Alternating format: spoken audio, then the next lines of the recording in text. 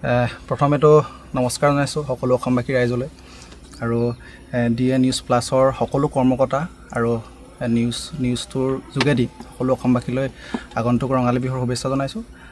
আমাৰ প্ৰস্তুতি আজি প্ৰায় দুদিনৰ আগৰ পৰা চলি আছে আগন্তুক বিহুৰ প্ৰগ্ৰেমৰ কাৰণে গোটেইখিনি কৰি আছোঁ আৰু চবেই লগে ভাগে। অনুষ্ঠান আমাৰ আশে পাশে আছে, ধেমাজি লখিমপুৰ তেনেকৈ ওচৰৰ এইফালে আমাৰ শিৱসাগৰ কালুগাঁও তেনেকুৱা জেগাত আছে। এইবাৰতো আপোনাৰ ক'বলৈ গ'লে জুবিনদাবিহীন প্ৰথমটো ৰঙালী বিহু আৰু সেই গতিকেলৈ জুবিনদাৰ গীতেৰে গোটেই অনুষ্ঠানটো আমি চলাই নিম বুলি ভাবিছোঁ আৰু জুবিনদাৰ গীতটো থাকিবই, তেওঁৰ গীতখিনিয়ে তেওঁক আমি স্মৰণ কৰিম তেনেকুৱা। এই বৰ্ষত কৰিছিলোঁ এটা ৰিবি গাছিং বুলি গীত এটি, গীতটো লিখিছে অপূৰ্বজ্যোতি মোহন আৰু গীতটো সংগীত কৰিছে মোৰ দাদা গৌতম গগৈ, মিক্সিং মাষ্টাৰিং কৰিছে দিগন্ত বৰদলৈ। গীতটো তাৰে দুটা লাইন গাই দিছোঁ। প্ৰথমেতো নমস্কাৰ জনাইছোঁ সকলো অসমবাসী ৰাইজলৈ আৰু DA নিউজ প্লাছৰ সকলো কৰ্মকৰ্তা আৰু নিউজটোৰ যোগেদি সকলো অসমবাসীলৈ আগন্তুক ৰঙালী বিহুৰ শুভেচ্ছা জনাইছোঁ।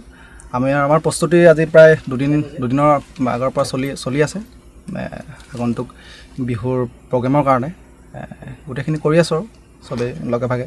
অনুষ্ঠান আমাৰ আশে পাশে আছে, ধেমাজি লখিমপুৰ তেনেকৈ ওচৰৰ এইফালে আমাৰ শিৱসাগৰ কালুগাঁও তেনেকুৱা জেগাত আছে।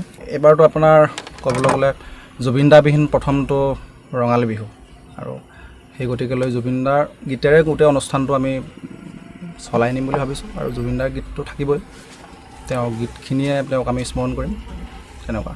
এই বৰ্ষত কৰিছিলোঁ এটা ৰিবি গাছিং বুলি গীত এটি, গীতটো লিখিছে অপূৰ্বজ্যোতি মোহন আৰু গীতটো সংগীত কৰিছে মোৰ দাদা গৌতম গগৈ, মিক্সিং মাষ্টাৰিং কৰিছে দিগন্ত বৰদলৈ।